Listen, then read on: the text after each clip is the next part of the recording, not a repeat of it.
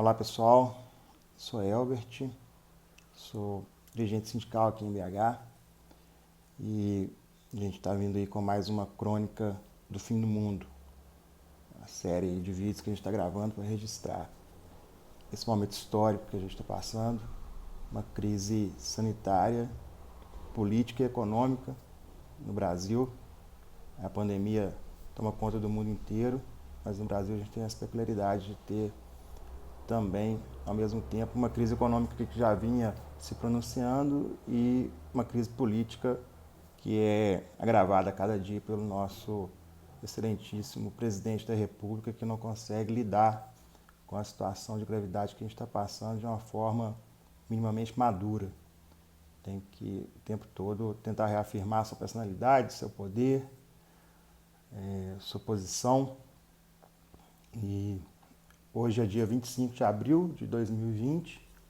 Ontem, dia 24 de abril, a gente teve uma mudança no cenário dramática, que foi a saída do ministro Sérgio Moro, que era, né, até então um dos pilares aí que sustentavam esse governo.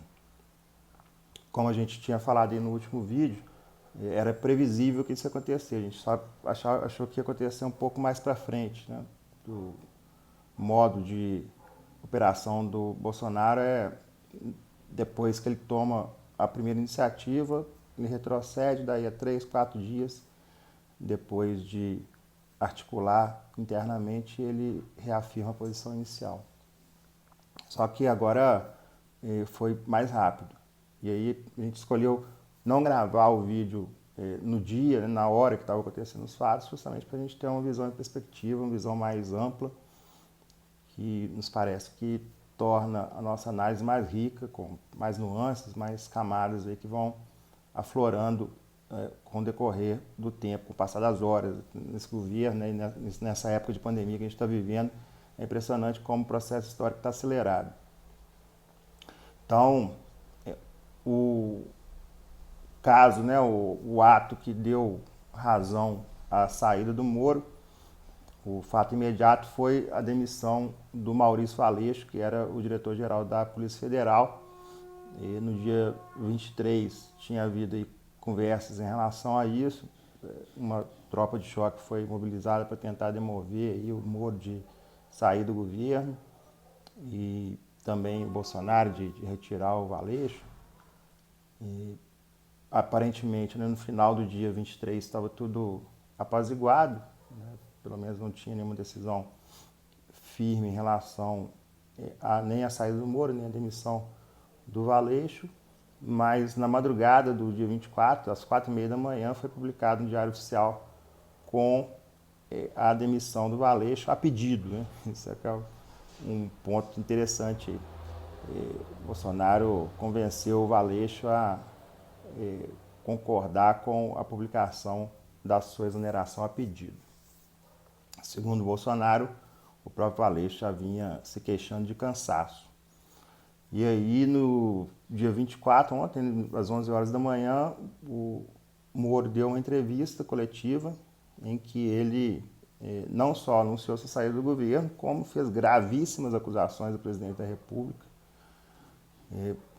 acusações aí que já estão sendo investigadas, né, pelo STF, já tem chamamento aí do parlamento para que o Moro vá depor, para explicar as acusações que ele fez. E, né, questões aí que envolvem provavelmente crimes de responsabilidade do presidente da República. E o presidente se viu obrigado a fazer um pronunciamento também às 17 horas de ontem, em que ele tentou justificar, né, a sua posição, o que ele fez aí em relação à gestão do Moro, né, por que ele atuou da forma que saiu o diretor-geral da Polícia Federal, mesmo sabendo que isso levaria à saída do Sérgio Moro. E foi esse discurso do Bolsonaro, um discurso quase disléxico, né? Ele fez várias ponderações que não tinham nada a ver com o assunto, né? Se autoafirmou novamente, fez autoelogios, colocou a imagem dele como de homem probo e que, né, está defendendo a nação, que tem amor à pátria, né? Toda aquela imagem que ele constrói que não tem nada a ver com a realidade. A gente sabe que Bolsonaro não é nada disso. E também se mostrou indignado do Moro falar que ele é um mentiroso, né? Que ele mentiu em relação à dispensa do Maurício Valeixo, né? Que teria sido a pedido e foi, na verdade, um ato de ofício do presidente da República, né? Vocês imaginem o que é a gente ver o Bolsonaro tentando mostrar indignação porque alguém chamou ele de mentiroso, né? Sendo que ele mente o tempo todo. A mentira para ele é um método de governo, né? Um método de fazer política. Realmente é algo até hilário. Então, nesse pronunciamento aí estavam presentes todos os ministros, a maioria dos ministros, né? Também o filho dele, o Eduardo, estava presente, o negro de estimação dele, o Hélio Negão, que é o deputado. Então ele realmente se cercou ali da, da parte do governo que o apoia, né, que pelo menos por enquanto o apoia. O Paulo Guedes estava uma figura muito interessante nessa passagem, que estava de máscara e sem sapatos, né, só de meia. Foi muito engraçado ver o Paulo Guedes ali no meio daquela turma, daquela aglomeração, né, no meio da pandemia, e ele de máscara e sem sapato. Então, quais são os motivos aí que a gente conseguiu, né, apurar pelos veículos de comunicação? Tudo que eu falo aqui nesses vídeos, gente, é porque eu tenho visto muita informação, né, no YouTube, aí, nos canais alternativos. E também ontem eu vi o Jornal Nacional, né, depois de muito tempo eu revi o Jornal Nacional, aí, porque foi uma edição realmente à la Lava Jato, né? Fizeram uma cobertura extensa aí dos fatos, né, com detalhes, inclusive o Moro mandando print de tela para falar, né, ou comprovar o que ele tinha dito, que seria verdade. E o que a gente conseguiu apurar aí através desses veículos de comunicação. E teria alguns motivos para o Bolsonaro querer mexer na diretoria geral da Polícia Federal e também querer a saída do Moro. E tem dois inquéritos, né? A gente citou um no último vídeo, que era o inquérito para apurar a organização do ato que foi feito no domingo passado, que, né, atentava aí contra as instituições democráticas, né, chamando AI-5, pedindo fechamento do Congresso, fechamento do STF, né, que é a pauta da ala radical e dos fanáticos que apoiam o Bolsonaro. Tem outro inquérito também das fake news, que parece que chegou-se ao Carlos Bolsonaro. O inquérito que está sendo conduzido pela Polícia Federal teria juntado provas suficientes para incriminar o filho do Bolsonaro, né, o grande artífice da comunicação do Bolsonaro, que é o Carlos, né, o filho 02, como ele gosta de falar. Ele chama os seus filhos por números, né? Realmente é uma coisa muito afetiva.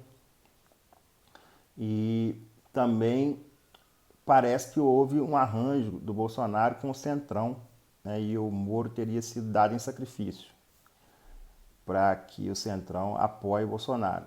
E, né, isso parece que tem relação realmente com a verdade, porque logo após a saída do Moro, o Centrão se apressou em defender o Bolsonaro, né, resguardar a posição do Bolsonaro aí como presidente da República, porque o impeachment já é voz corrente em Brasília, teve um panelaço forte aí na hora que o Bolsonaro estava se pronunciando, e já tem um clima realmente que parece apontar para uma solução de retirada do Bolsonaro do poder.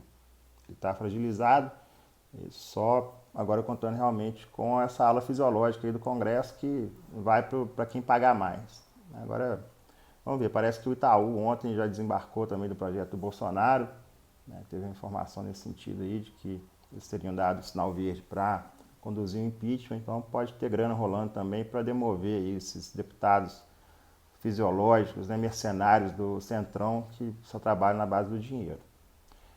A gente vai continuar acompanhando, vamos ver aí desenrolar hoje dessa situação.